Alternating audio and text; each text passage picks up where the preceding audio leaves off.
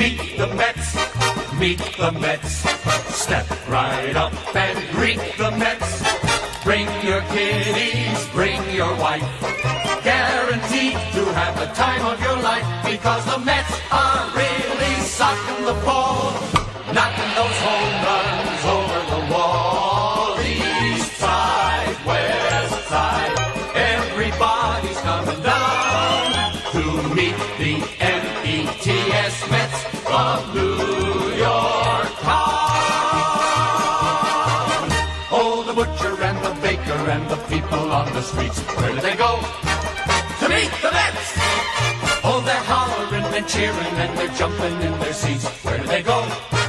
To meet the Mets!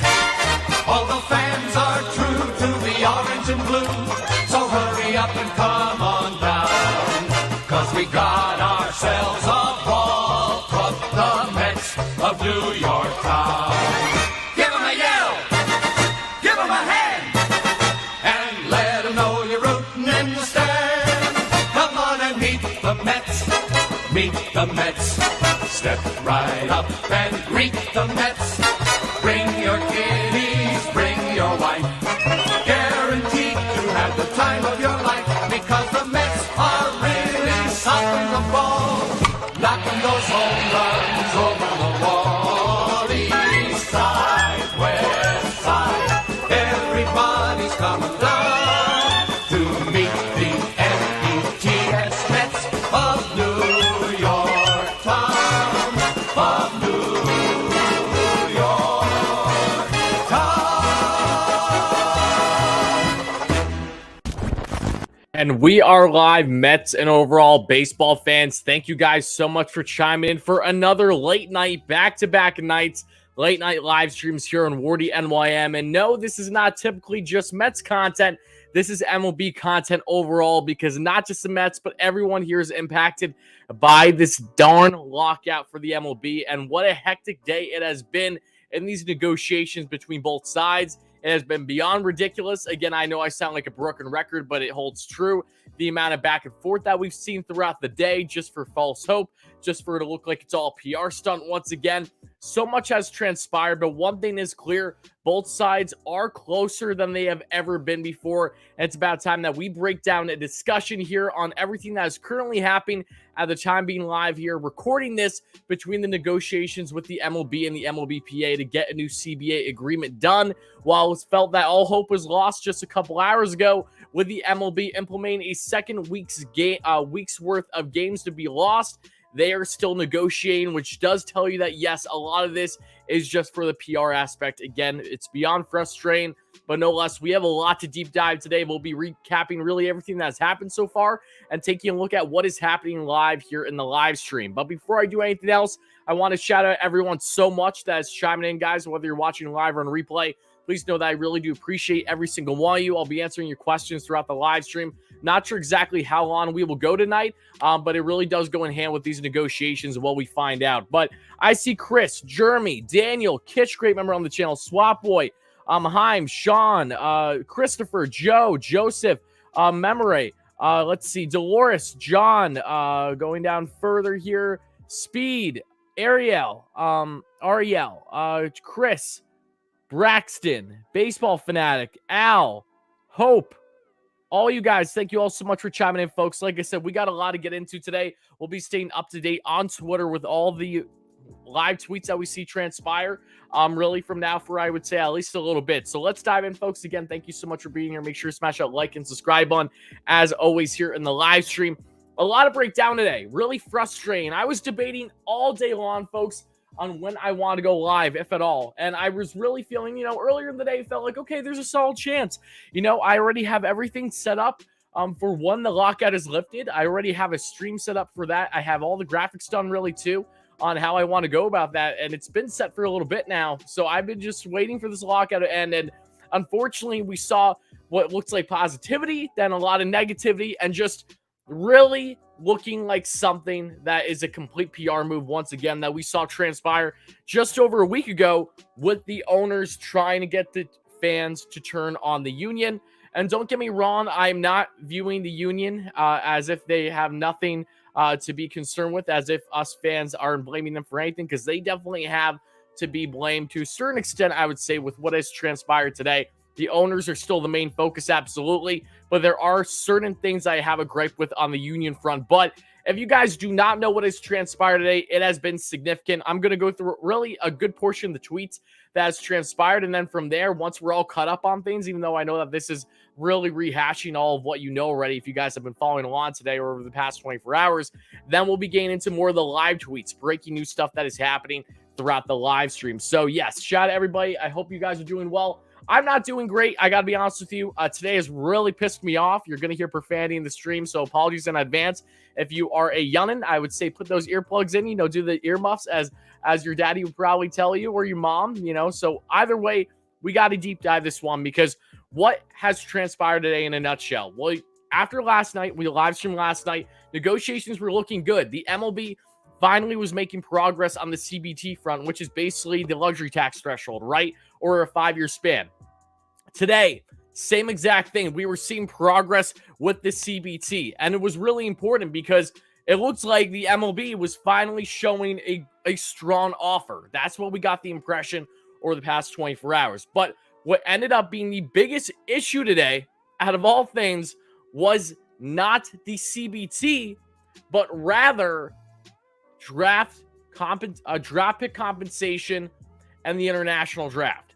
Now, the MLB has had discussions already with the union regarding the international draft. And this is something where naturally you're thinking, if it's not CBT related, this shouldn't prohibit either side from getting a deal done. Well, to this point, that's kind of felt like the farthest thing from the truth. That has been the biggest issue all day long, has been for a little bit now, from at least what's been reported. I know the reporting has been contradictive, so again, take it as you will. But to really just recap quick, what we've seen was the MLB, they want to get rid of draft pick compensation, which you guys probably know goes in hand with qualifying offers, right? Qualifying offer compensation, I mean. So, for instance, Michael Conforto, right? If the Mets lose him in the offseason, the Mets are going to get a second-round pick. But if this were to happen next offseason, the Mets would not get a draft pick after him declining the qualifying offer. So that's a plus.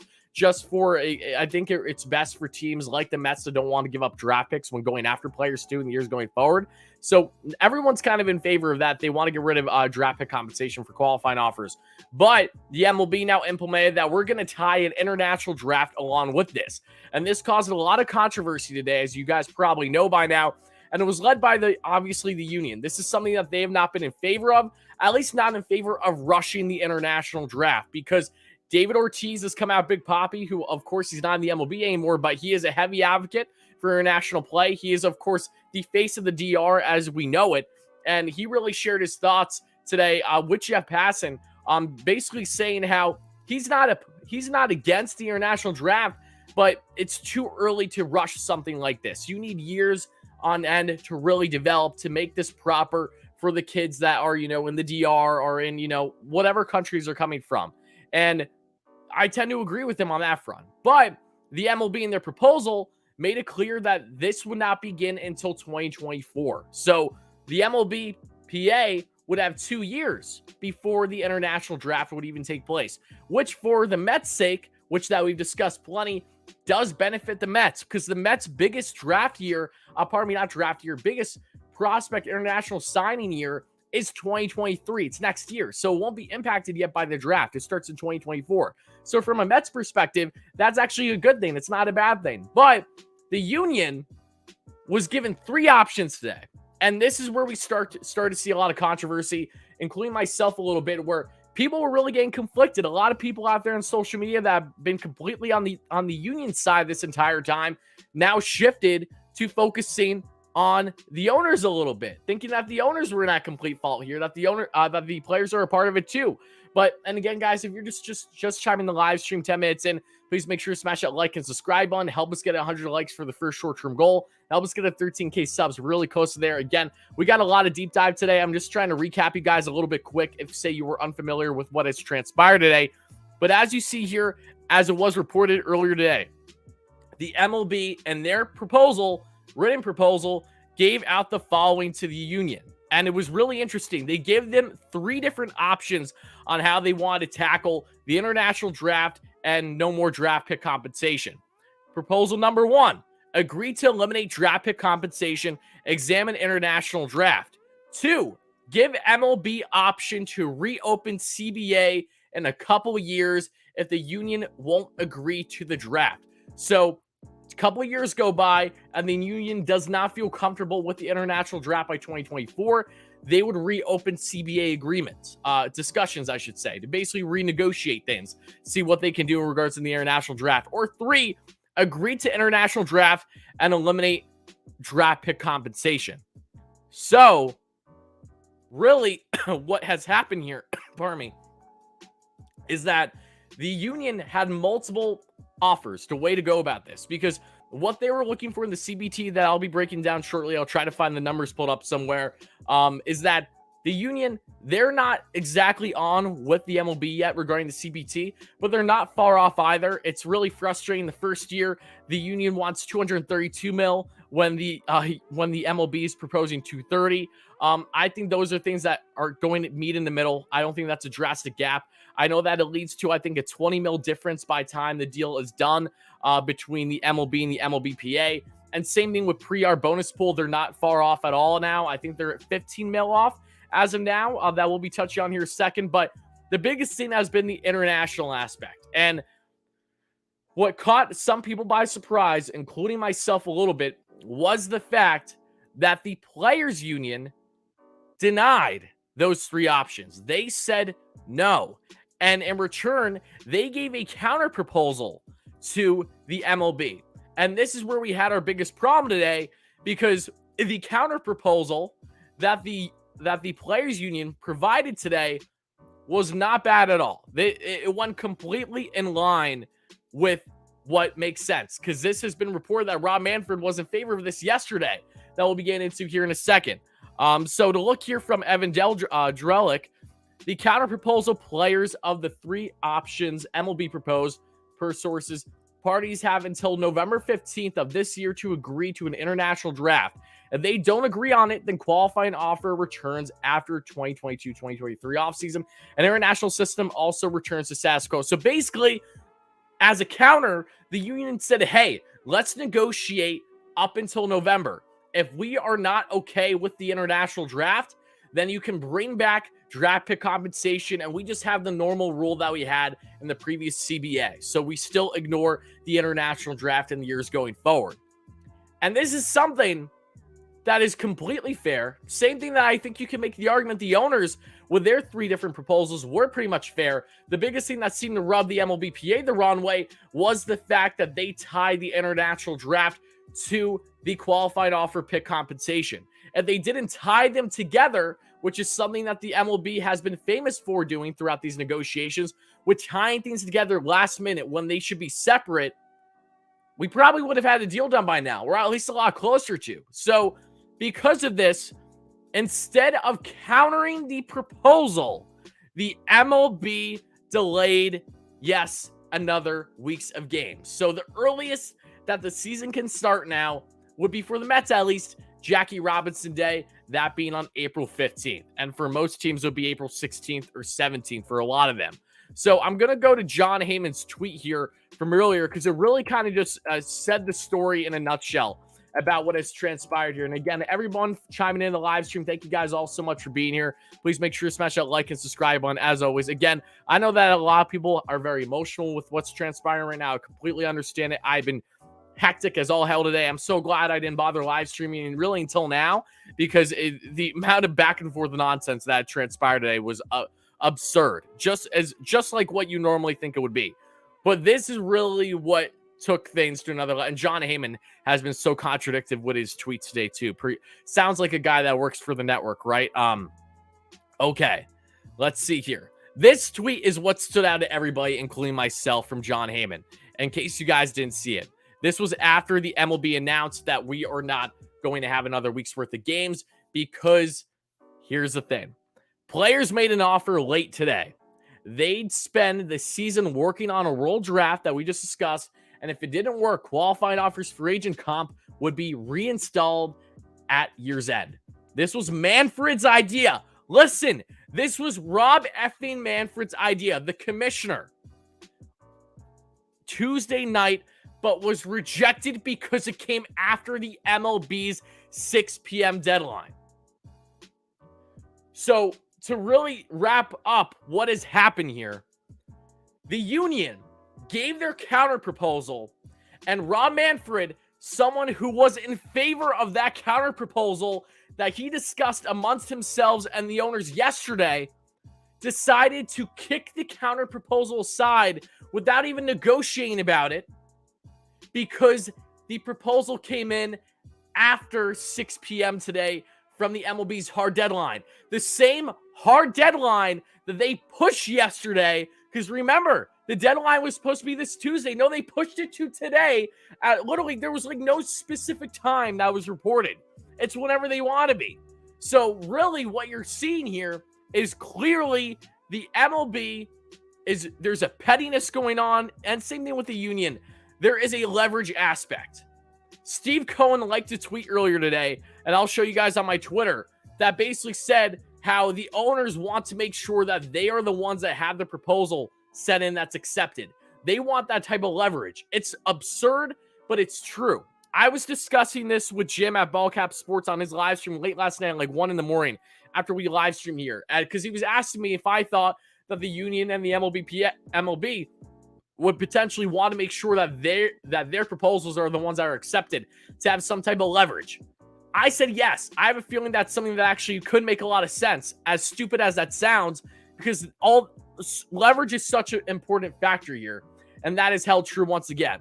So right now, at the time of recording this, at the time of being live here, both sides are still in negotiation. So after the MLB, Rob Manfred came out and said we are missing another week's worth of games, after them basically saying we were negotiating for a while, I got a counter proposal that I liked, but because of the fact that we didn't give you that offer, it was the other way around. Nope, we're not even going to acknowledge it. We're going to lose another week's worth of games. It's all about leverage here. It is all simply about pettiness that has been going on with really what they literally just when they get fed up and then they're like, all right, we'll drop it. But when they drop it, they get rid of a week's worth of games.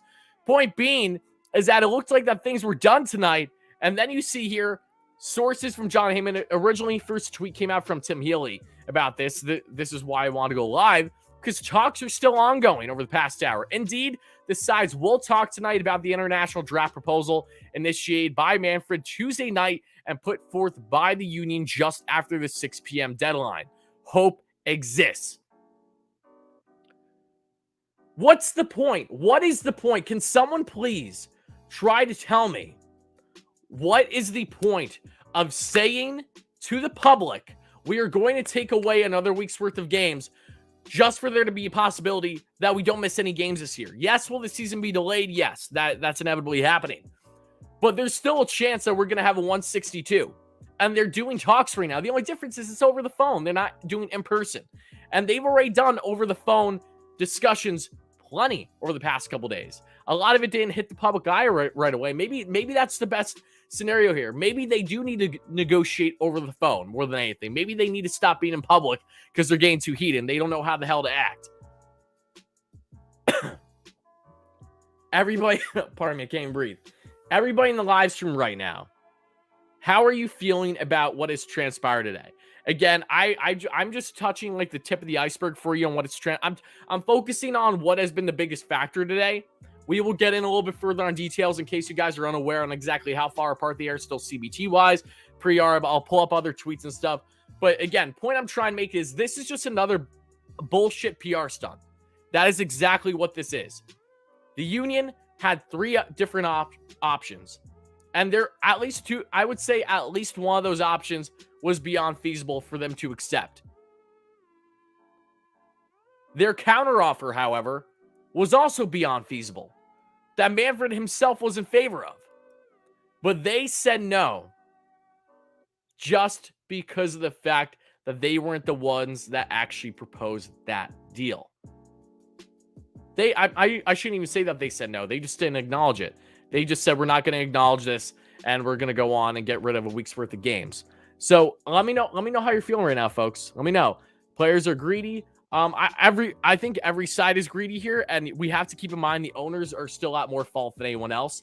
I do think that obviously the union is a factor here more than what I perceived originally, but I do not view this as an even keeled thing.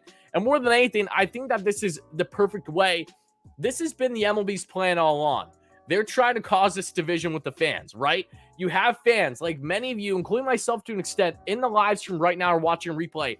You're fed up. You just want baseball back. You don't give a rat's ass who's at fault here, who's right, who's wrong. You just want baseball. That is naturally causing more people to go against the union. This was all part of the MLB's plan. It's to cause this division. They're literally, if you look at what is happening with the PR aspect, this is getting completely political. That's what's transpiring here, and that's what's disgusting about it. They're using us fans. That is what they are doing, and it's disgusting.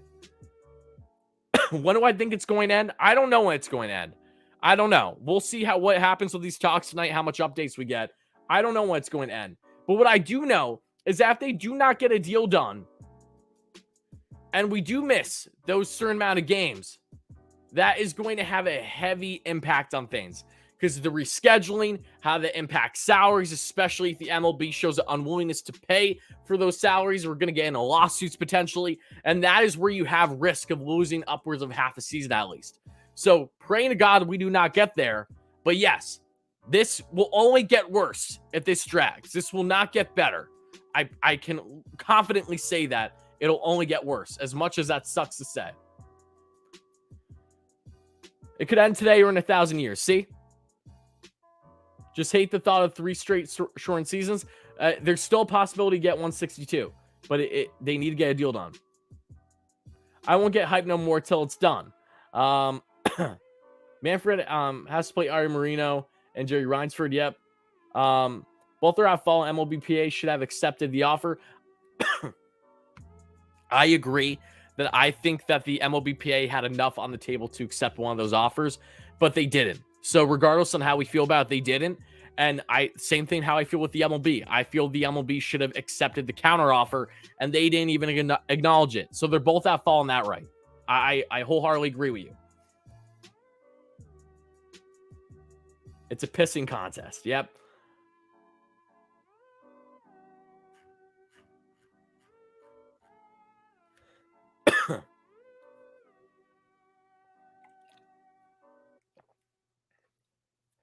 Yes, Bob has once again fooled all of us, and this is exactly why you should never trust Bob Nightingale. Seriously. This is not a redemption tour for him. He literally went earlier and tweeted that the MLBPA's proposal originally was to have the CBT remain the same from what their original proposals were. I was freaking out. That made the union look terrible. He then deleted the tweet because then Evan Drellich came out and contradicted him and tweeted what they were proposing. And that was a difference, significant. And it was far more closer to what the MLB proposed than standing pat and not moving at all. So yeah, there's been a lot of fake news that's come out today.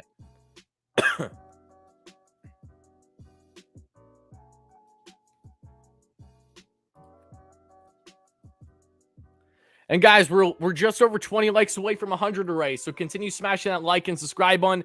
Thank you guys all so much in advance. I'm going to get a poll here in the chat just to ask you guys if you think a deal is going to happen tonight. I don't think it's going to happen tonight. I'd like to make that clear. But I do like that they're still negotiating. I'm just pissed off because it sounds like if they never stopped negotiations, we would have potentially had a deal done by now because of the fact that the biggest issue has been the international draft. The CBT isn't even the biggest issue now. The monetary aspect is not the biggest issue. Why, in God's name, is this being the way it is?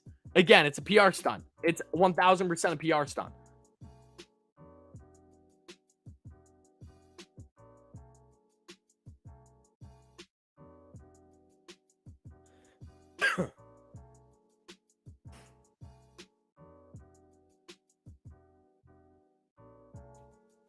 I'm going to show you guys the tweet that Max Scherzer came out with just a little bit ago in case you guys didn't see already. So we're going to get that poll in the chat right now. But yeah, I'm fed up.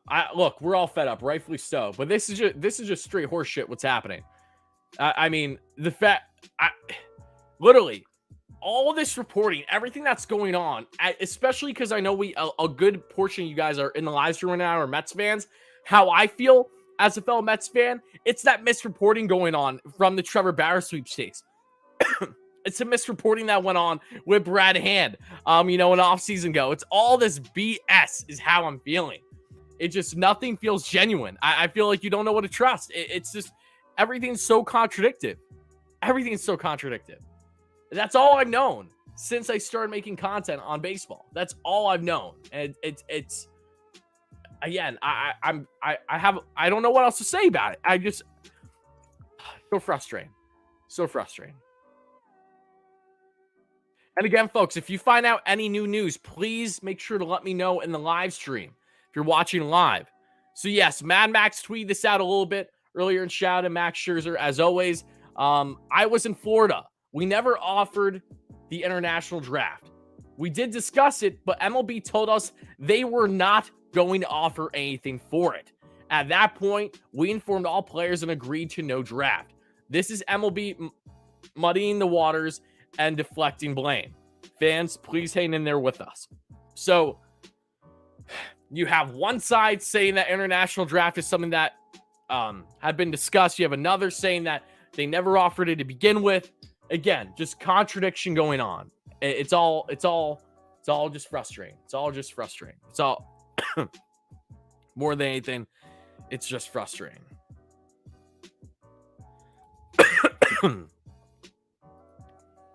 And now let's go, and I'll just show you guys the statements that happened. I know you don't really care too much, but from the MLB earlier when they said, that we're getting rid of another week's worth of games and the union's response.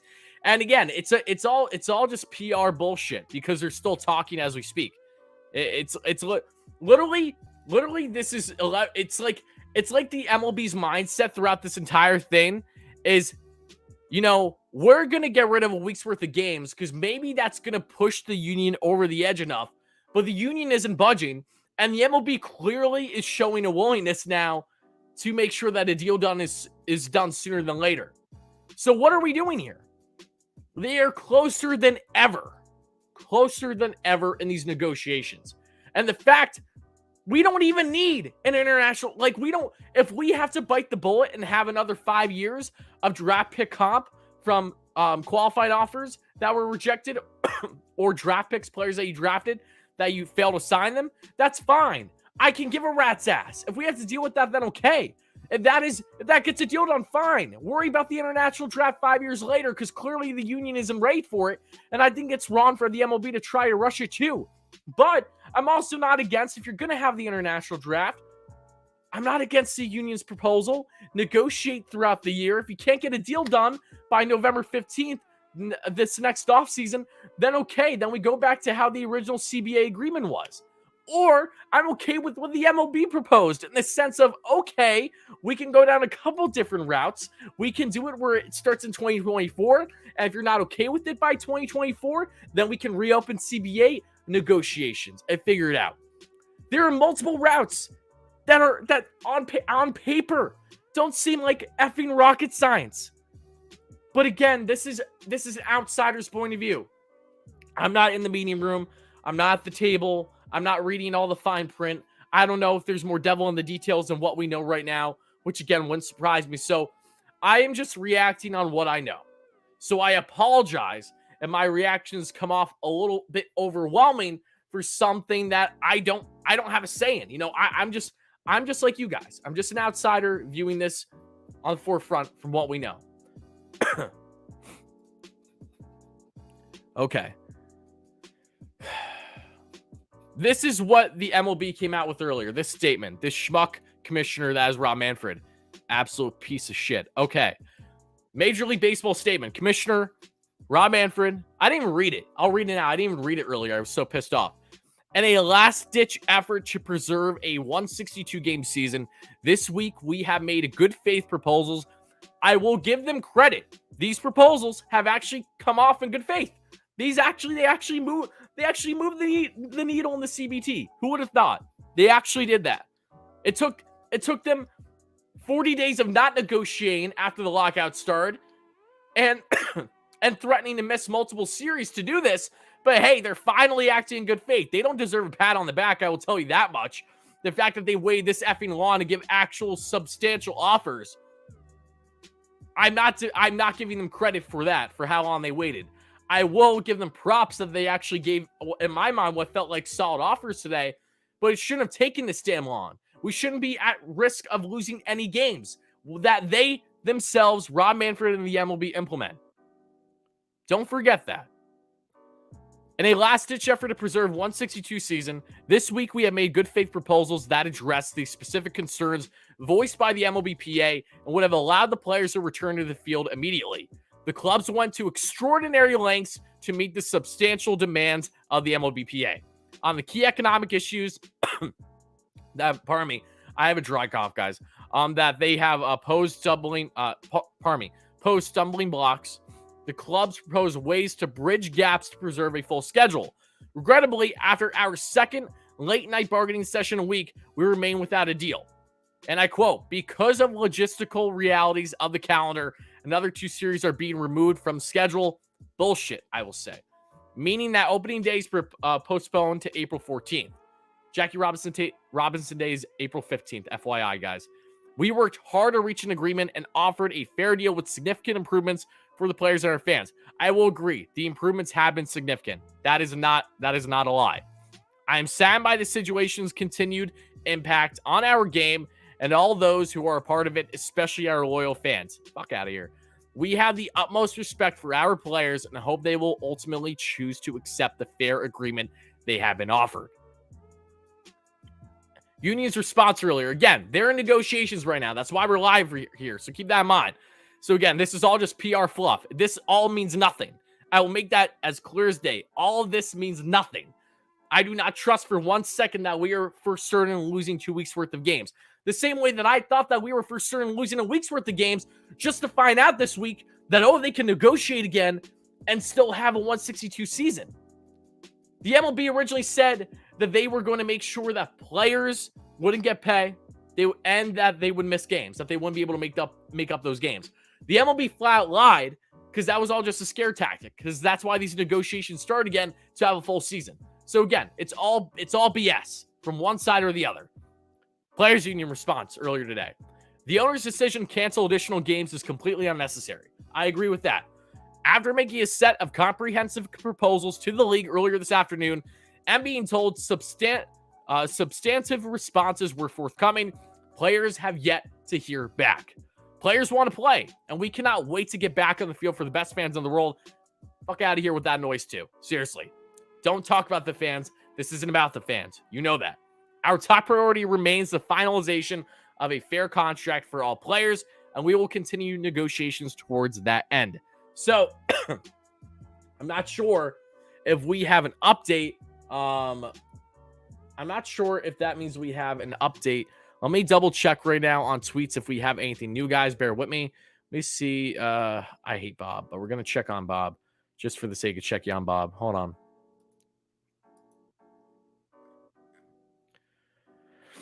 Okay, so it really looks like over the past hour, there hasn't been anything new reported, which is good. It probably means that they're obviously just in talks right now. That isn't getting leaked. And to be quite honest with you, I hope they stay over the phone.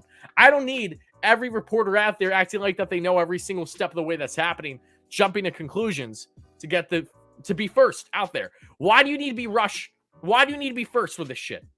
Okay, well, you're proud? Oh, yeah, I got that first tweet. I got that first statement out for the CBA negotiations. Isn't that crazy? Yeah, I know there was a typo in there. And yeah, I know that I actually kind of misinterpreted what exactly my source told me, but I got it out first. You know, that's a big deal. I got those clicks. Yeah, that's literally how they act. And it just, again, it disgusts me. It really does. I can't. Yeah, get out of here with this boob. All right, let's check someone else. And then we're going to get into a lot of your comments here, folks.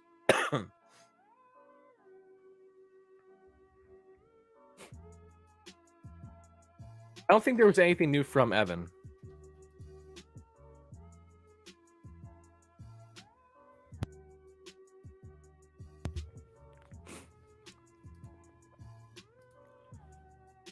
Okay. So Senator Dick Durbin, what a name. responded to this. Enough. After almost 100 days of MLB lockout, it's time to reconsider MLB's special antitrust exemption, which allows them to act as a lawful monopoly. Fans across America deserve better. Message to the owners: unlock the lockout and play ball. Okay.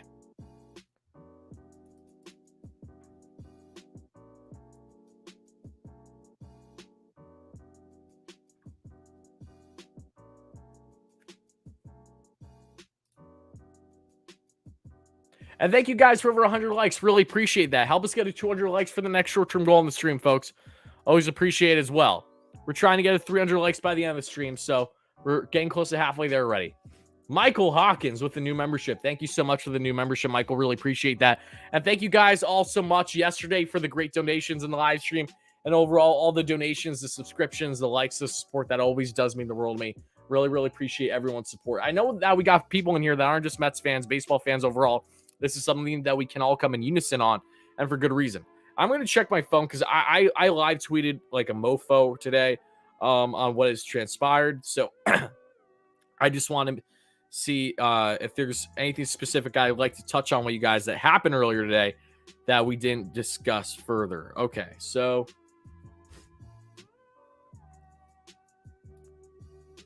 I will give Jim Bowden, who I've always been a heavy critic of, who's been on the owner's side this entire time, actually came out with some respectable tweets earlier today.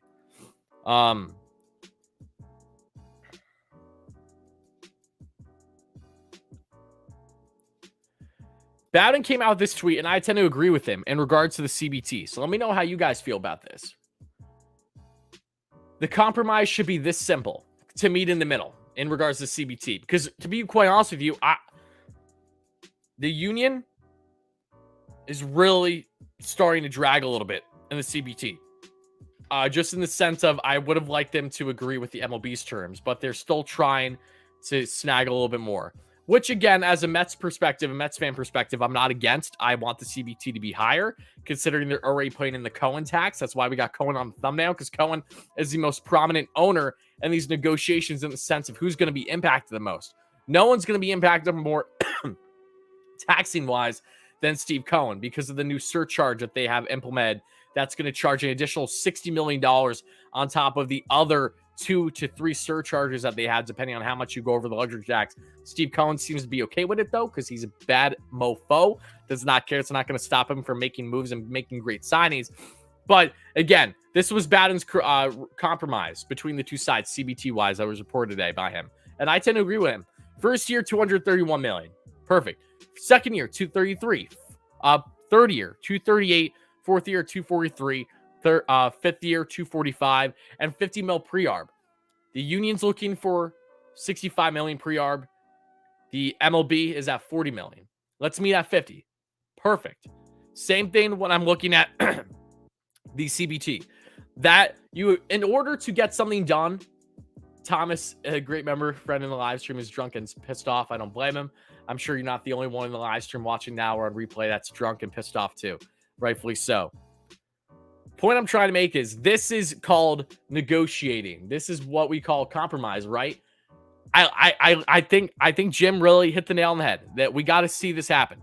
They are so close, monetary wise, that the fact that this is not the X factor for either side right now, the fact that the X factor is effing international draft pick compensation, getting rid of draft pick compensation.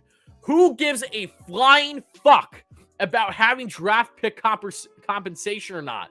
If it's going to dictate starting the season, not on time, but having a 162 year versus missing at least 2 weeks. I can bite the bullet. I can live with another 5 years with the CBA of dealing with draft pick compensation.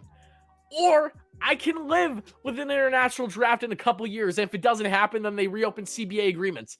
I can live with dragging things out this year, negotiating about the international draft. And if it's not done by November, then we go back to how things originally were. So taking away international draft, that idea, and getting rid of no draft pick compensation. I can live with that. This is a leverage game. This is a PR move.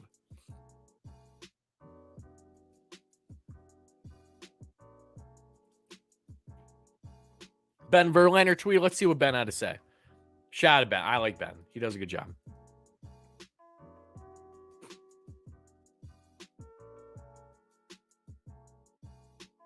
Again, my apologies for all the profanity. It won't be the last time you hear it in the live stream.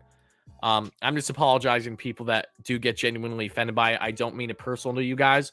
I just got to share my emotions a little bit. If you think it's unprofessional, that's okay. I'm on YouTube for a reason, not on a network right now. So no need to keep things exactly PG at the moment. Okay. For those wanting more info on the MLB antitrust exemption the senator is talking about, and this is in a now infamous case most often referred to as federal baseball, the court ruled that professional baseball was exempt from the Sherman Antitrust Act passed 3 decades earlier, which meant teams could collude to suppress wages and dictate the fortunes of member clubs in ways that would be illegal in other big leagues, I would imagine. Okay. Interesting.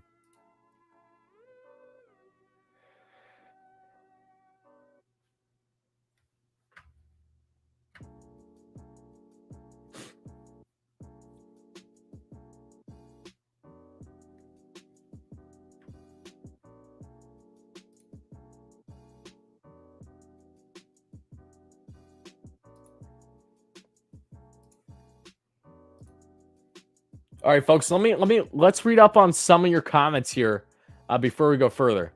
What's up, Insanity? Great member on the channel. Yeah, I agree, Thomas. I'm at least Jack, great member too.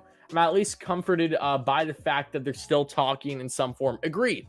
Again, it all looked like that talks were done today, as Eddie Martino had a smirk on his face saying in the rain in NYC for SNY. That schmuck that blocked me a couple days ago. I can live without MLB. It's 20. I can't live without MLB, not just from a fan perspective, because I need baseball. I don't know what I'm going to do without baseball. 2, this is my job, so I quite literally cannot live without baseball, and that is the issue of being dependent about a sport. But yeah, qualifying offers should not kill the season. MLBPA made a stupid move today. I don't agree with them. But they're not the only. Both sides made stupid moves today. That's what I will say.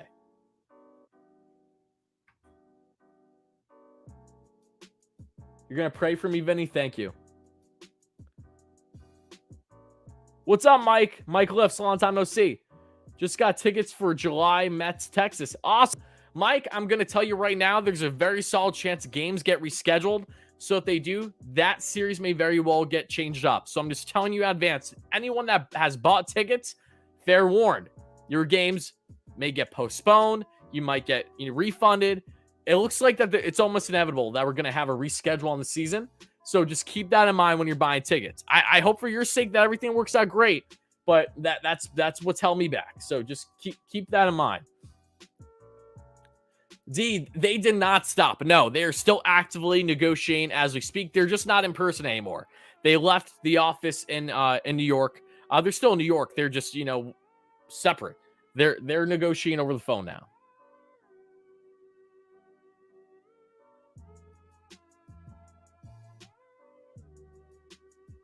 Gonna boycott the season. It's the 75th anniversary. FFS. That's true. I mean, that's true. I hope you don't have to get to that point. Any chance at a deal tonight? Yes, there is a chance at a deal tonight. Do I think it's going to happen, though? No.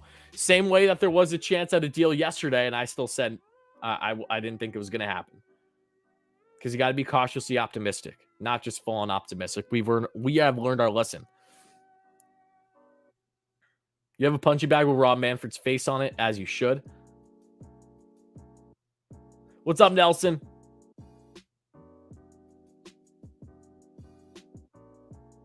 Do a Steelers group. Can I make a phone call? If I could have made a phone call, it would have happened a long time ago to actually have any pull in these negotiations. I'm pawn scum, in comparison to the people that are in these negotiations right now. I got no say. I got no connects that can make something like that happen. A deal could happen next week, but again, the longer this drags out, the worse it gets. Because when we get into further financial issues, if players actually lose pay, we're going to get into lawsuit territory, and that's not going to be good. That's not going to be good. Let's check on. I don't. Is there any? I don't think there's anything new from Evan. I'm gonna just check my notifications quick, folks.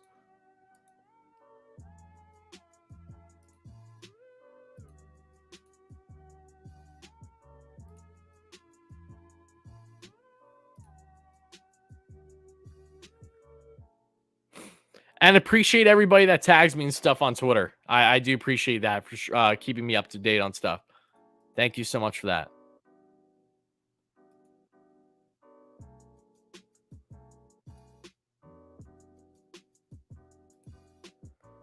Yeah, so of course it seems like we're at a little bit of a stalemate in regards to reporting. That's okay. I feel like we're going to hear more stuff tonight. Just don't know when.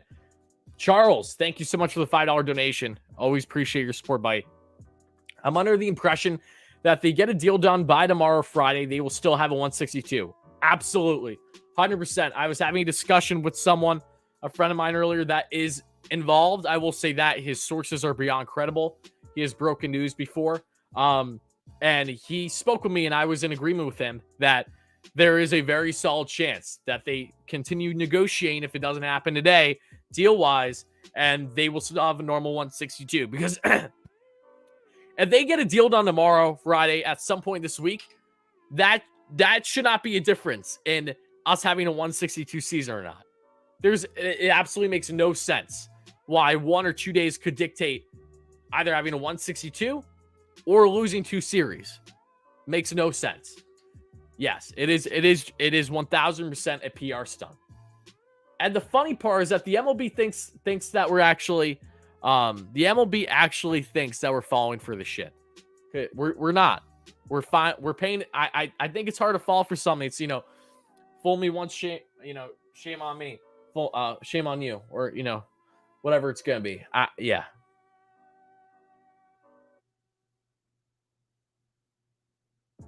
Yeah, I think it is better that they're talking over the phone.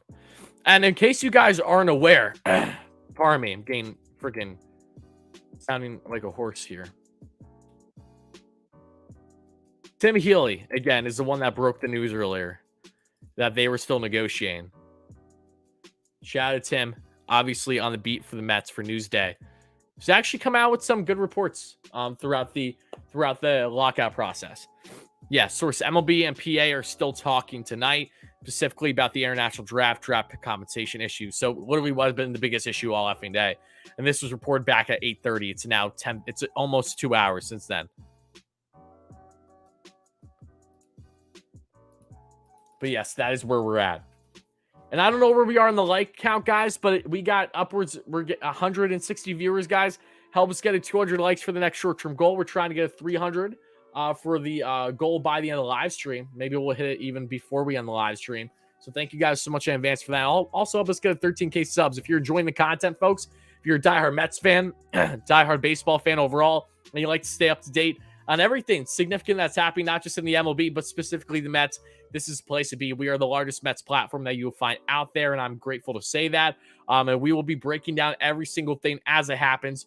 Rumors, reports, in-game analysis, post-game analysis, interviews, prospect breakdowns, player breakdowns, everything you could possibly think of is what we do on the channel. And we have tremendous things happening this year. And I just need this damn lockout to end so we can really get in the full swing of things. So we can be nonstop on everything. I don't know how long I'm going on for. Are we in hell, Brian? No, not yet. Not yet. Let's see.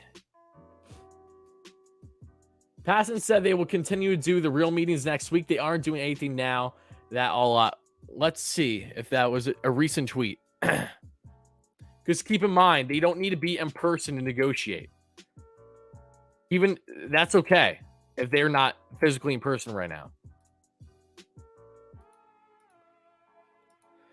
This was from Paston earlier. Again, while Major League Baseball and the MLB Players Association continue to talk tonight, in-person bargaining is done for the day, sources tell ESPN. Even with the league saying opening day will be postponed until at earliest April 14th, discussions on a new labor deal continue. So, yeah, I think you misinterpreted that a little bit, Jason. There can definitely be talks next week, assuming that we don't get a deal done this week. But no, they're still very much active, ongoing in negotiations. They're just not physically in person right now. They're done with doing that for the day, it would seem. You were passing on the fan. Okay.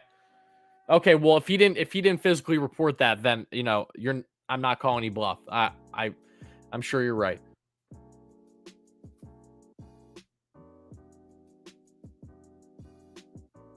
Now you can't leave. Yeah. Oh my God. Such a one of the most iconic scenes, I would say, in cinematic history. One of my all-time favorite movies, A Bronx Tale, Chef's Kiss. That made me happy a little bit. Appreciate that.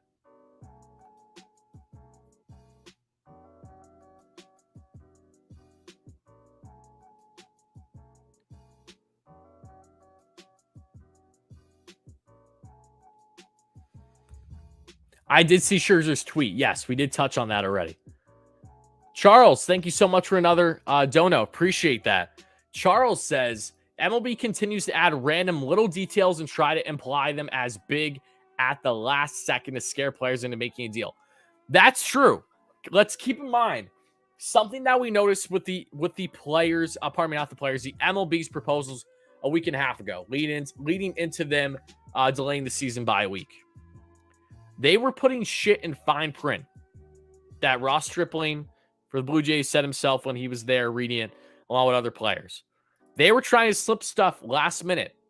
And that's what we have today with the international draft. And again, the international draft isn't as much of the issue as it is the fact that they are tying it with losing draft pick compensation. That is the union's biggest gripe here. But more than anything, as we've said endless times already in the live stream, this is a leverage situation. Both sides want to make sure that their proposal is the one that's accepted.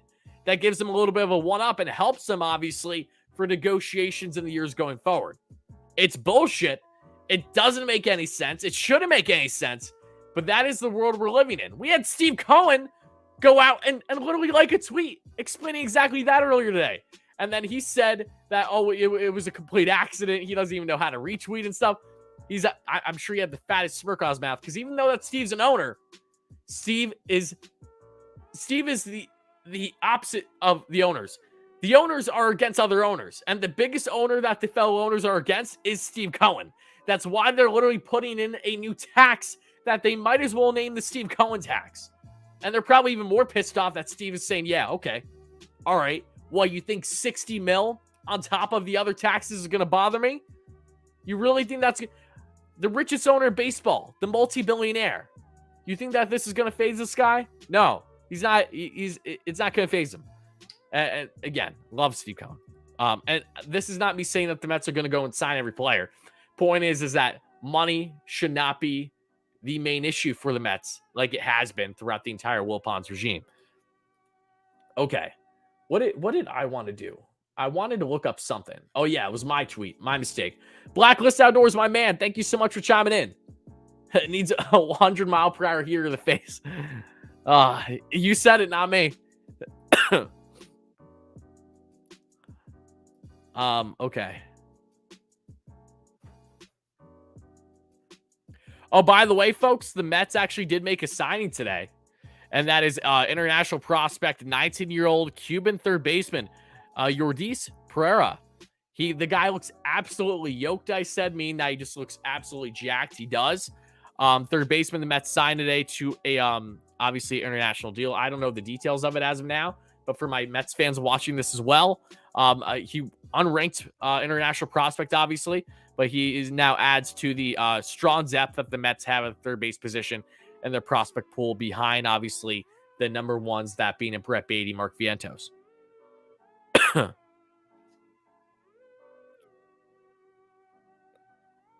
Okay, let's find. All right, this was the tweet earlier that Cohen liked, and then he ended up unliking it because people picked up on it. Cohen does this purposely. Don't get it twisted. He absolutely does this purposely. I've seen him do it on numerous occasions, liking tweets like this. Maybe I'm way off here, and this is from David Lesky on Twitter. Maybe I'm way off here, but I don't think MLB would ever accept an offer from the MLBPA. They want the upper hand. They want their offer accepted or denied.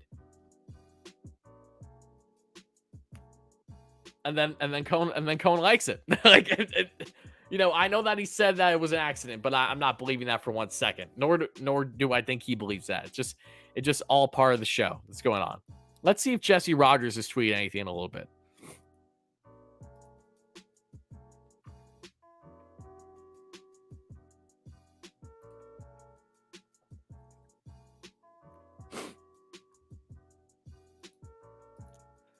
Whoa, guys, we're getting close to 200 likes array, right around 30 away. So thank you so much in advance for that, folks. And make sure to continue smashing that like and subscribe button as always.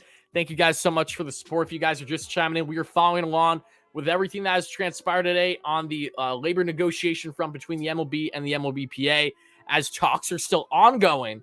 That was a surprise to many, including myself, after the MLB originally came out and said, hey, we're kicking away another week's worth of games, so 2 weeks in total. But it does look like that, like everything else, that's just a PR stunt, and that was fluff. Okay, haven't seen anything from Jesse in hours. Cool.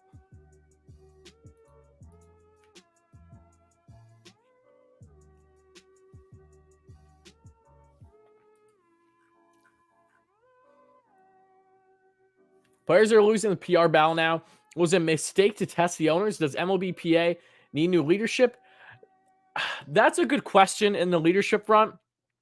I don't know enough about everyone that's leading the way for the union, with Tony especially.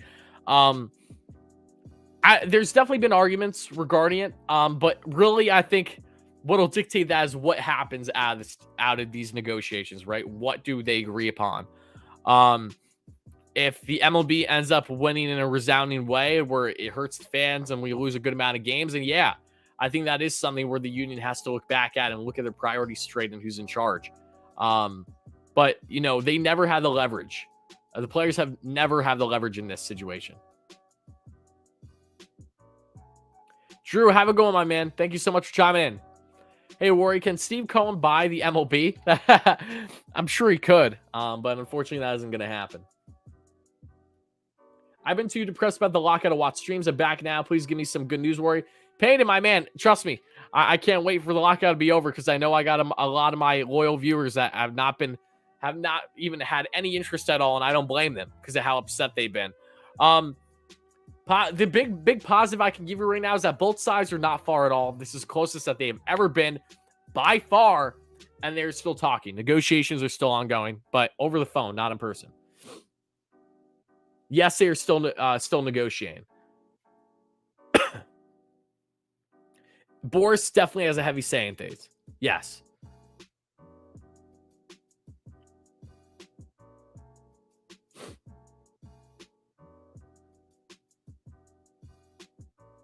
Thomas, I did see your text. I just haven't replied to it yet. I did see it, though, and that's awesome. Beyond jealous, to be honest with you.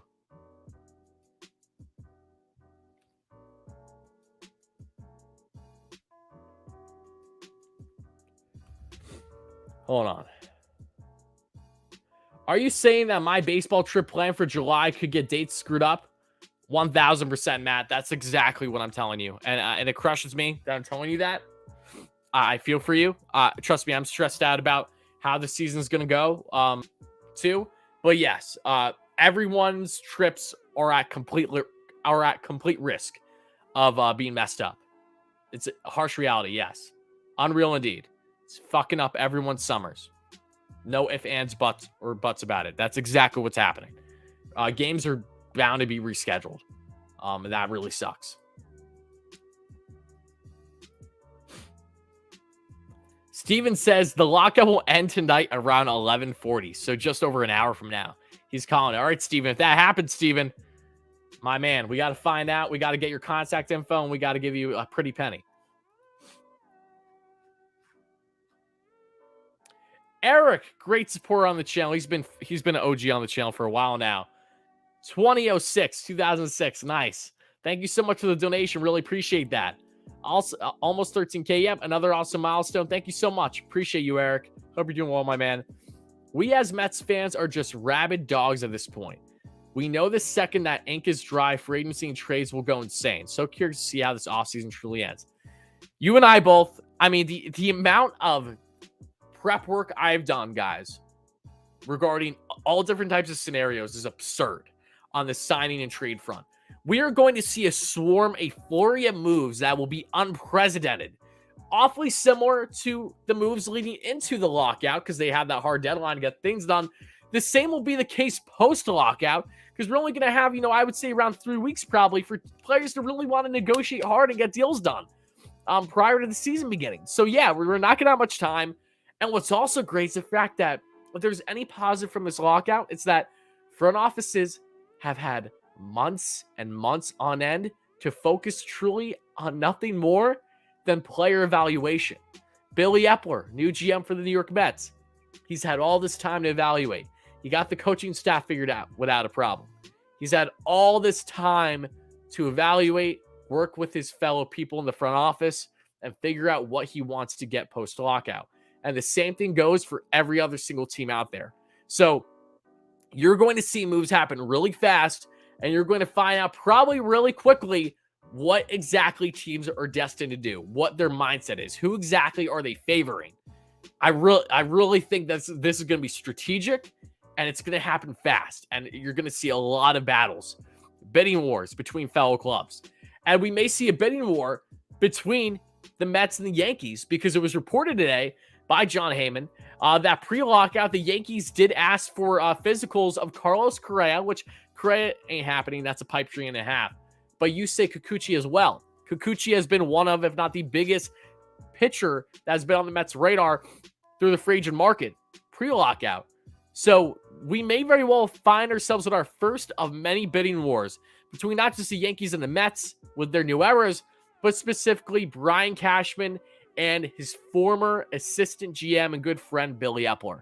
That excites me. Even if it's just for Yusei Kikuchi, I'm intrigued by what should hopefully be years and years on end of the two big teams in the Big Apple going at it every offseason for big name talent or even middle level talent, whoever it's going to be. It's exciting. Really appreciate the donation, Eric. Hope you're doing well, my friend. Thank you so much for that.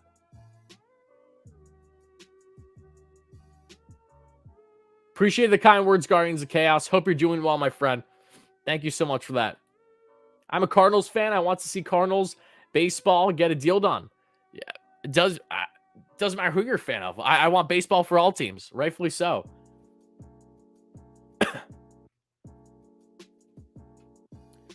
Who's in the wrong this time, Ori? I would say they're both in the wrong, but the owners are obviously the bigger problem, and I'm going to stand by that. Again, negotiations could have been done by now if they didn't wait over 40 days into a lockout that they themselves implemented when we never need a lockout to begin with to start negotiating.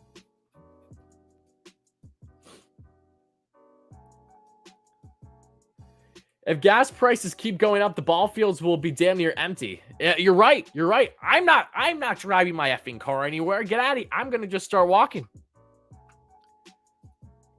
I don't even live in New York. I'm going to start walking to Citi Field. It's going to take me like a day, but I'll get there. Not spending that damn money on gas anymore. And we're not going to get any more into that because that will cause a tangent in itself. Rightfully so, but not trying to get into that type of topic right now. Wardy, who do you think will get signed first after the lockout ends, hopefully? Signed first? Oof. I don't know who's going to get signed first. That's something I don't know. I think a big name very well could be signed first, however. Freddie Freeman stands out. He really does to me. I think Freeman's market is gonna pick up fast. I think among big names, the two guys to look out for right away will be Freddie Freeman and Trevor Story. That's just Again, a gut feeling. I could be completely wrong. We could get Eddie Rosario over here getting signed first. Who effing knows? But as for my opinion, there you got it.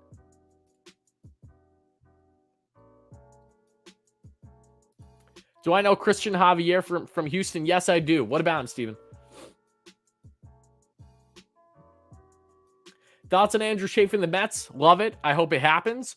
I've spoken extensively on Andrew Chafin in previous videos. If you want to check them out, I've done bullpen targets videos for the Mets. I discuss Andrew Chafin there. I'm on other times, so definitely check it out if you haven't. Andrew Chafin, crafty lefty, had a great year. I don't expect him to have those same numbers this year, but it's still the best Aaron Loop replacement on the free agent market. And trade market wise, best Aaron Loop replacement is Taylor Rogers for the Minnesota Twins. What's my prediction for a deal? I don't know. I think I will say this. I think there is a very good chance a deal does get done within the week. But again, we could happen tonight, could happen a week from now. You know, it's one of those things where they're really close. You would imagine that it shouldn't go on much longer, but here we are.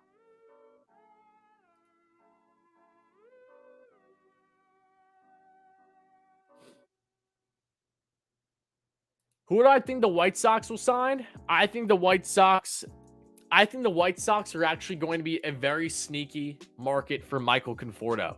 Should Conforto not go back to the Mets, and should he go out of the division? Because if he goes to the Phillies, I will lose my mind. I think Michael Conforto is a very sneaky idea for a team like the White Sox. I think that I all in all, I would keep an eye on the White Sox. I think they want a lefty bat. I do. Who exactly is that going to be? We'll find out. But definitely left-handed bat, I think, would be on their radar.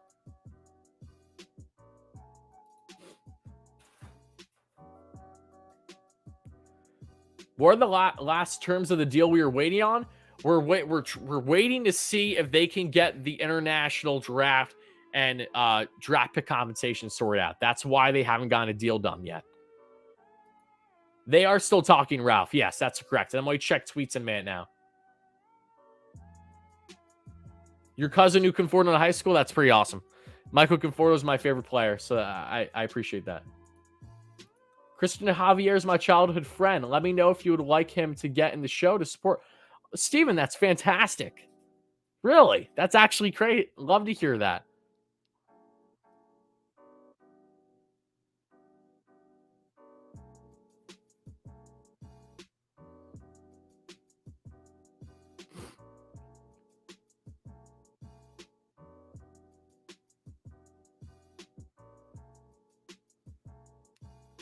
No, love to hear that.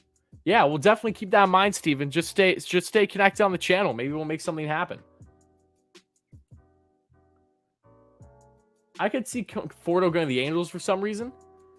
I wouldn't mind him along with Trout. I will say that much. I would feel bad for him, though. They'd have to have Artie Moreno as an owner. That would not bode well for him. The international draft is the main issue, but they are still apart on CBT and pre-arb. Not by a lot, but they are still apart. Like, they're really close, but they're still apart. Yeah, Hayden, there isn't one day that goes by where people say I don't look like Conforto. Yeah, I get it literally every day.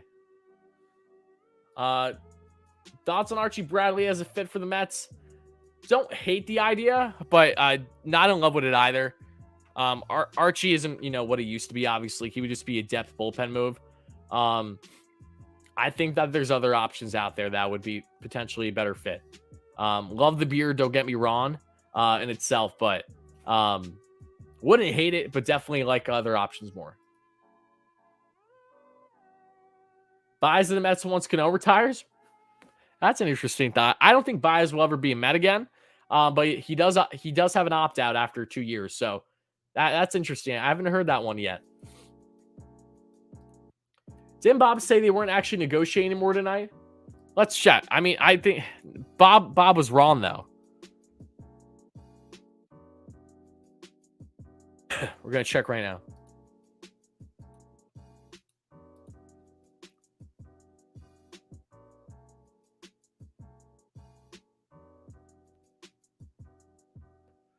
Oh, yeah, an hour ago, Bob tweeted this, but I'm calling cap on this one.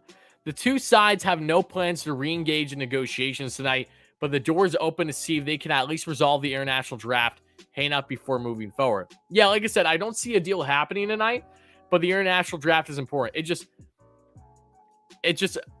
a lot of contradiction has been happening.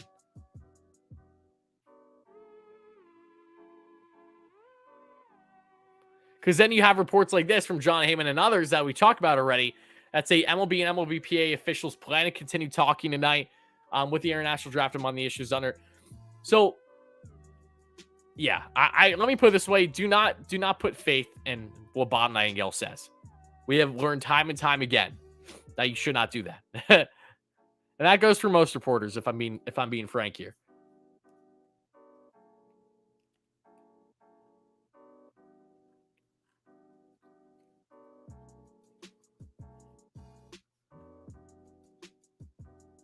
Just checking things with Chelsea Janes.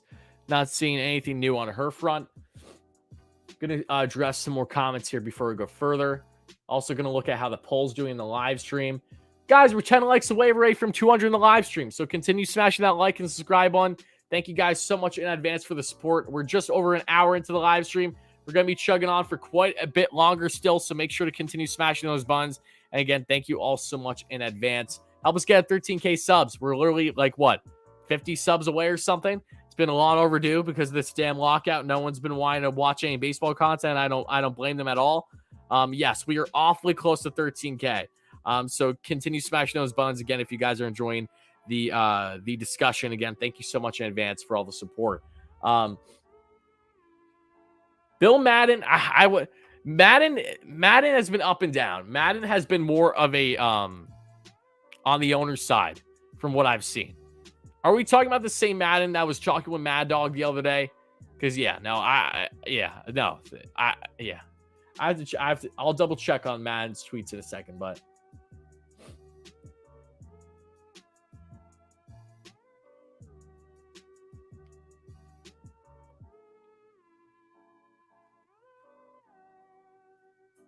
wow, look at that. Out of the poll, I asked you guys, almost 500 votes already. Do you think a deal gets done tonight? 79% of you guys think no. I'm glad you guys are starting to understand that it's normal to be optimistic, but it's you should be cautiously optimistic.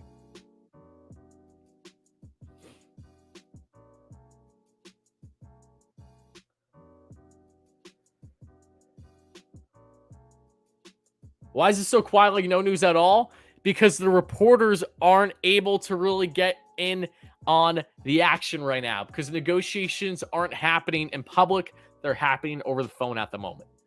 I think that the fact that we have a quietness right now is a good thing. I'm glad. I'm glad that's out of the public eye a little bit.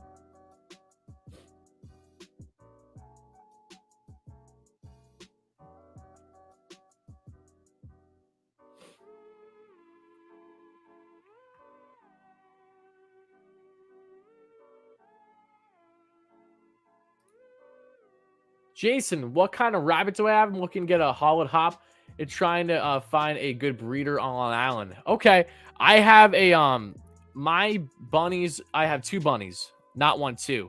And you'll be seeing them in live streams a lot this year. I'll show you Stormy in a second. She's my new one. Got her a couple weeks ago. She's a 2.5-month-old lion head. And then Gigi, who's my OG, she's a little bit over a year old. She's my OG lion head that I've had in live streams a lot over the past year. Yeah, they're lion heads though. Stormy's a lot more fluffy than Gigi though, because her mane's different. But yeah, those are the kind of bunnies I have, and I'll show you. I'll show you Stormy in a second for fun. There was a couple comments I want to address here quick. And yes, this was from John Heyman earlier tonight. That New York Giants fan 14 is saying.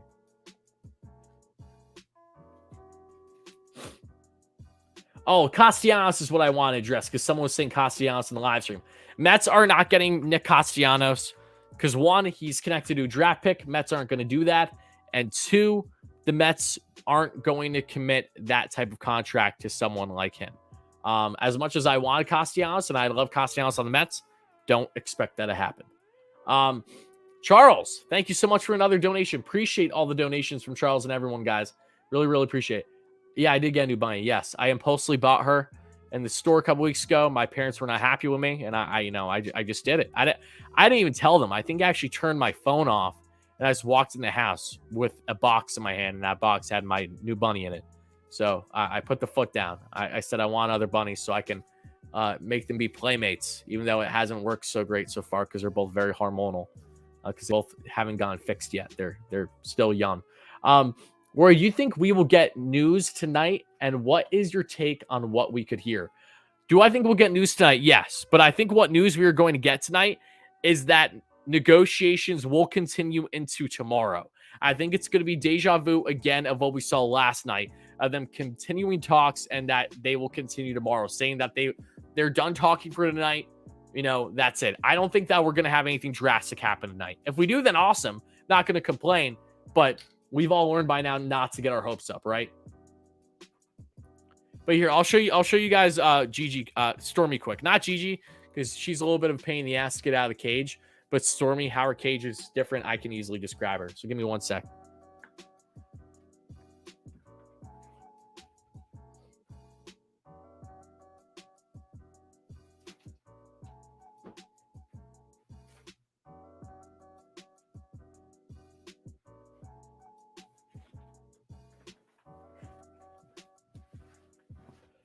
All right, let's get back in frame here.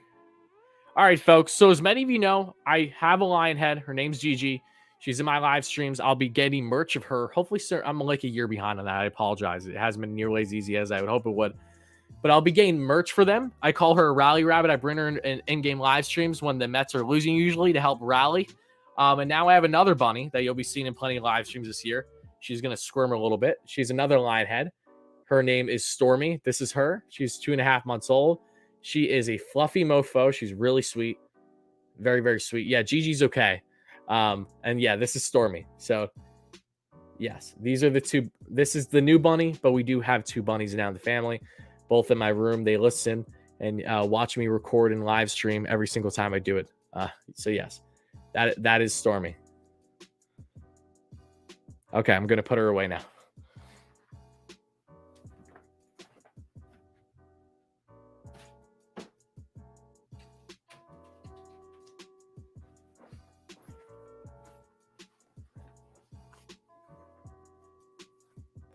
Why not Shay? Yeah, no, I think my dad said I should have named her City or something for like City Field, but I wanted to name her based on like how she looked. And no, I didn't name her based on Kylie's kid. I'd like to make that clear. I named her Stormy because I like cute names like Gigi, Stormy. I like that, how they're similar. But two, pick Stormy because of her coloration. She looks like a thunderstorm. She's like black and dark gray. It varies on different parts of her body. So that's why I went with that name. But yes, appreciate all the love regarding the bunnies. Thank you so much for that, guys. All right, now let's get into some more comments here. If the Mets sign Conforto, will he be DH or will Memo go? No, if Mets sign Conforto, he'll split right field with Marcana. That's what'll happen. Thank you so much for the kind words, Steven. Love and appreciate you, my man. Very nice of you. What time do I think we'll get news? I don't know. I don't know. I would assume probably around midnight is when I think we'll start hearing stuff again. If not sooner. So that's my guess. The life expectancy in bunnies varies, especially for girls. As long as they get fixed, they can easily live up, to 15 plus years. I had a bunny prior to them that was not fixed, and she lived to 8, and she went beyond her life expectancy because she was a dwarf. She was basically like a runt of what her breed was. But yeah, no, they can live a good time as long as nothing drastic happens with them. Especially if they get fixed, they can really live a while. Knicks are doing magic in Dallas tonight. I've heard. I haven't checked this. I gotta check the score. I know my buddy Richie at Knicks Media is probably going nuts right now. So I'm happy that they're just annoying that of course they're balling out now when they're almost meaningless games, right? But I digress. Okay, folks, I don't know if we have any updates on the news front. I'm going to double check right now, though.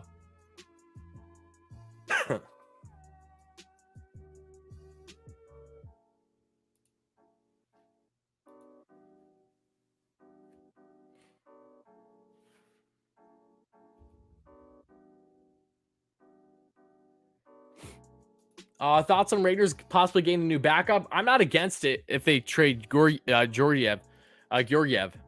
I don't think it's going to happen, though. Not until at least the offseason.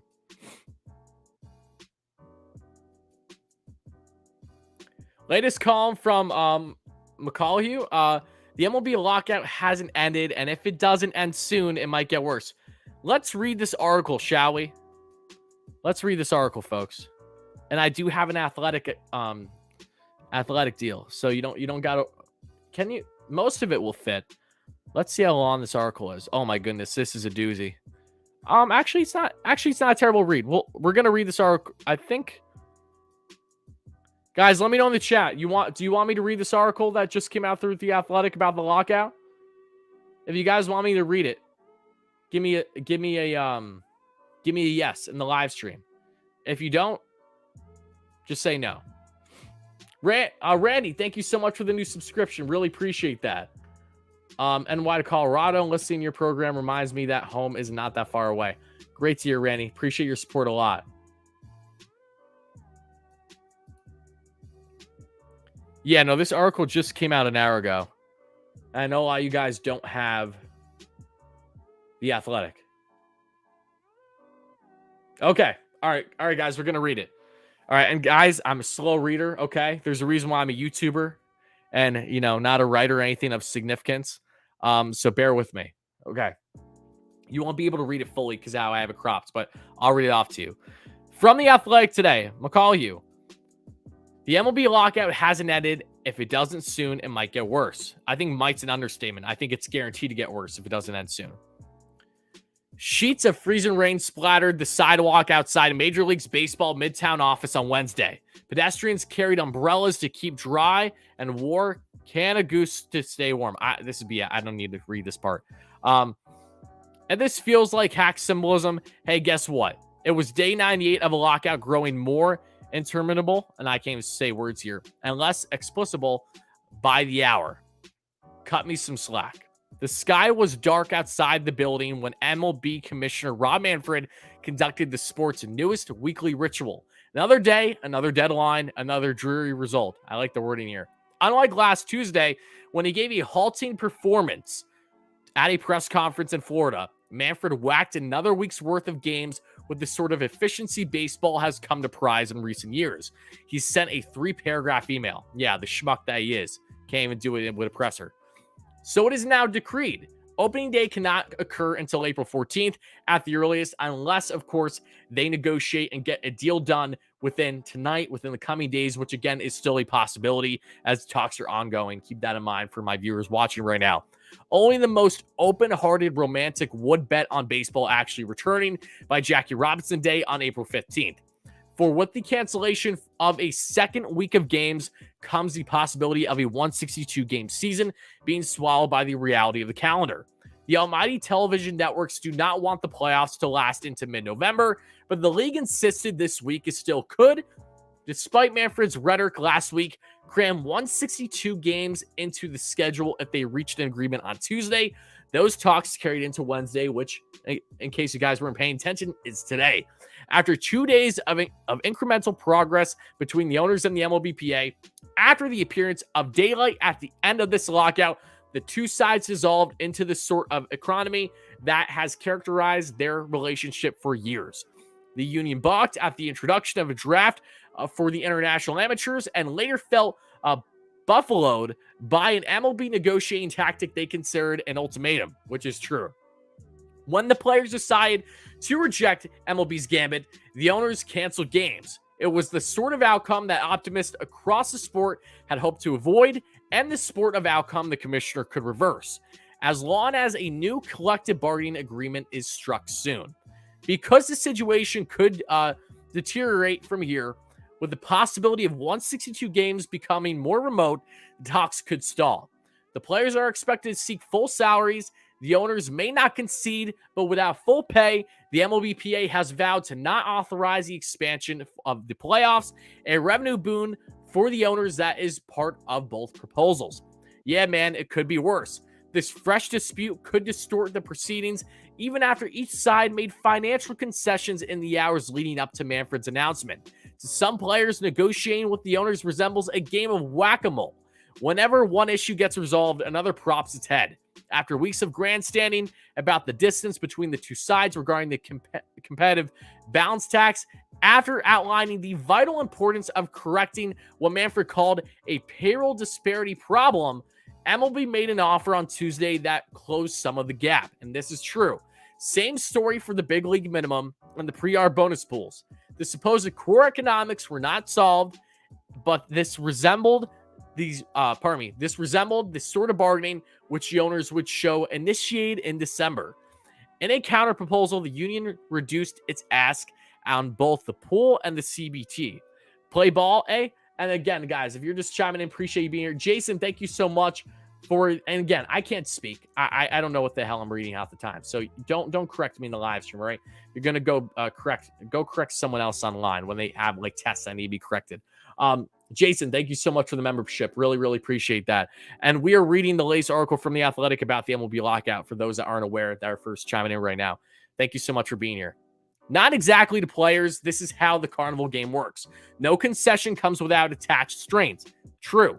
In the fallout from MLB's Tuesday proposal, center stage was occupied by the linkage of the international draft, an issue cast as one of the utmost importance to the owners, with the elimination of the draft pick compensation for free agents, a long-standing gripe among the players. And again, no one likes draft pick compensation. MLB offered a trade. Say goodbye to the qualifying offer. Say hello to 20 rounds of cost control in Latin America, the international draft. The union believed the suggested exchange skewed far too heavily toward management. The qualifying offer does hamper free agency for a handful of players each winter. The players perceived MLB's zeal for an international draft outweighed the financial benefits of free agency. MLB has presented the draft as the best way to fix corruption in Latin America, despite its lack of support among many big league players from that area and others in the union. Some within those circles have suggested this environment stemmed from MLB's proposed neglect. MLB officials, for their part, have called their suggestions absurd. The league office took pains to convey the importance of the draft on Wednesday.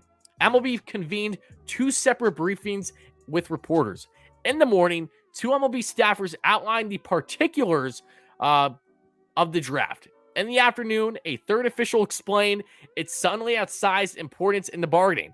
The official said MLB had included a draft in every proposal made since discussions began in the summer of 2021. A union official said the MLBPA has rejected the draft in every round of talks. So keep that in mind. This is telling that the union has really never been in favor of the draft to this point. The MLB official described the international draft as a structural roadblock. Asked when it became apparent this could hold up the deal, the answer was brief: too late.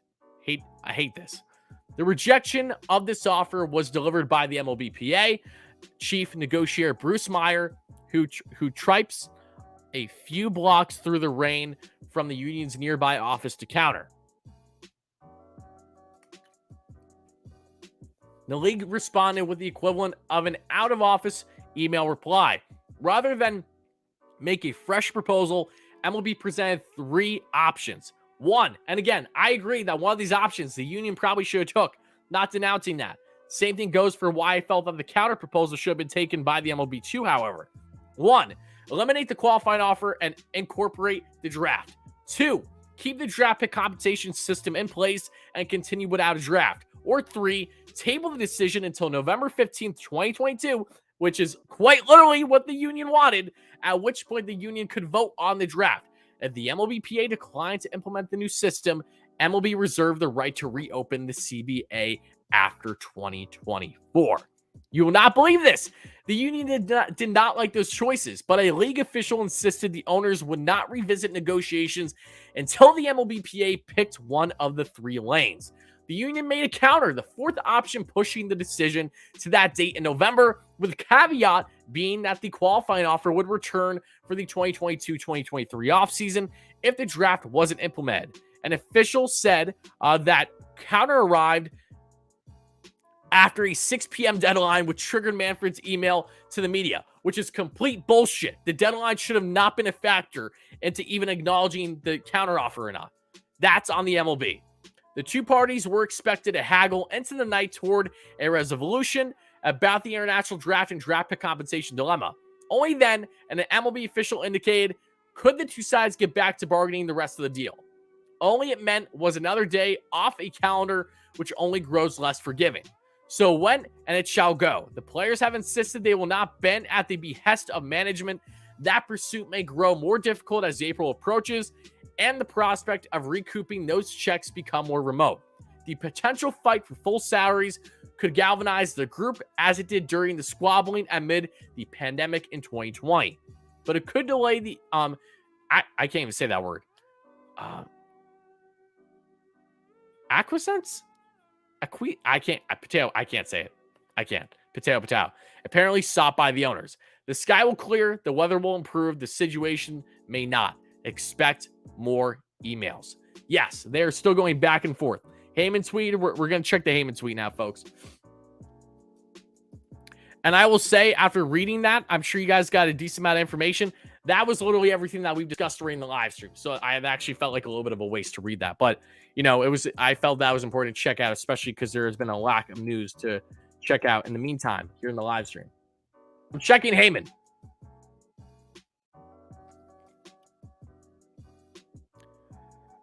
And here it is. And this is probably going to wrap up the live stream soon. MLB Players Union negotiators will talk in morning. What did I say? I should have put a bet on it somehow. I said, not even a half hour ago, my expectation was that the next announcement we would get, the biggest news we would have tonight, is that they will continue talks into tomorrow morning. That's what we have. It's literally what we have. MLB Players Union negotiators will talk in the morning. There's hope to resurrect things possibly via unions after deadline offer to work on an international draft with a promise that if they get it done, the qualifying offer goes away. Rob Manfred originally suggested this idea. Again, he suggested it. We should have had a deal already. I digress. So in a nutshell, it would seem that talks are done for tonight. I'm going to make sure that this is reaffirmed by a second source because I know it's going to be by Evan or Jeff or someone. And then we'll wrap things up and get out of here. What this means, however, is that we are probably going to be back live again sometime tomorrow. And I really hope that if we are live again tomorrow, that means that the lockout was lifted or that we at least got better on agreements. But let's see. Charles, thank you so much for the $5 donation. Really appreciate that. He answered my question correctly. Awesome, Charles. Thank you so much for the donation again. Really, really appreciate that.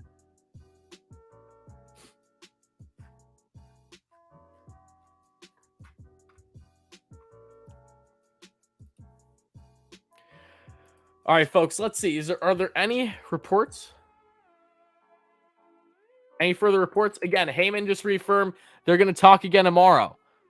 I'm glad that they're not dragging this shit out until 3 in the morning again. So that's a plus. Not going to complain on that front.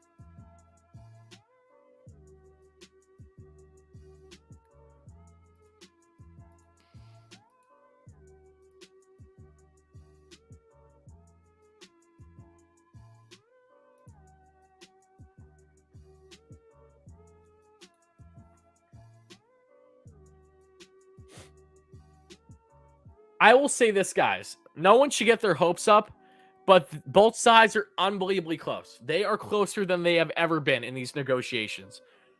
This is something that if they just both act in good faith, I know I'm asking for too much here, but if they act in good faith, we could actually have a deal happen soon.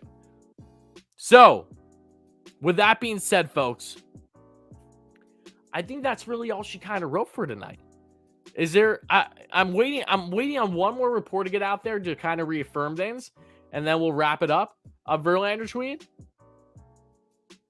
So let's see. Ben Verlander tweet.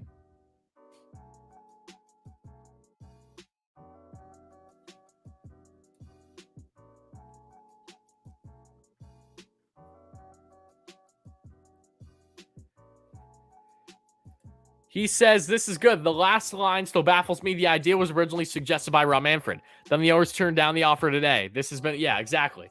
Exactly. This is something that Manfred has suggested. Why don't we have a deal right now? Again, it's annoying. It is what it is. But I think that's a perfect way to wrap up tonight's live stream, folks. So, again, I hope you guys enjoyed. I'm glad that we went live when we did too, because we really kind of hit it perfectly at the time where we were figuring out exactly how much more this was going to go on today and everything that transpired. So I hope you guys enjoyed the live stream. Stay tuned. I do expect us to be live again tomorrow. And hopefully when I am live tomorrow, we have a new deal, a CBA, the lockout lifts, or at least that we get awfully close, right? As long as there is significant progress, rest assured, I do plan to cover it on the channel, because even though that this is a Mets-centric channel, this involves every team involved and the Mets, because considering that the Mets, they have one of the biggest reps involved in the union, that being Max Scherzer, and they have the owner that has impacted the most in a negative way based on taxation, and that, of course, is, yes, Steve Cohen. So I'm excited for tomorrow, cautiously optimistic. I'm drained from today, but more than anything, I hope everyone just gets a great night's sleep. And I don't know what time we'll be live again tomorrow. We'll have, that is a to be determined. All goes directly in hand with how these negotiations go. But again, guys, thank you so much for watching. I hope you enjoyed the live stream.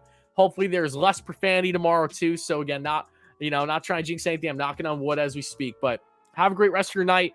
Make sure to hit that like and subscribe button. Check out other content, especially if you're a new Mets fan on the channel. This is Mets Galore. This is the channel for you. Check out everything. Every free agent and trade target you could think of has been covered on this channel. So please do not hesitate from checking out the previous content, all the collabs I've done, everything we got going, everything that you'd want, we have here. So thank you so much again, guys. Always appreciate your support, and I hope to be talking positively with you guys very soon. Have a great night, everybody. Let's go, Mets.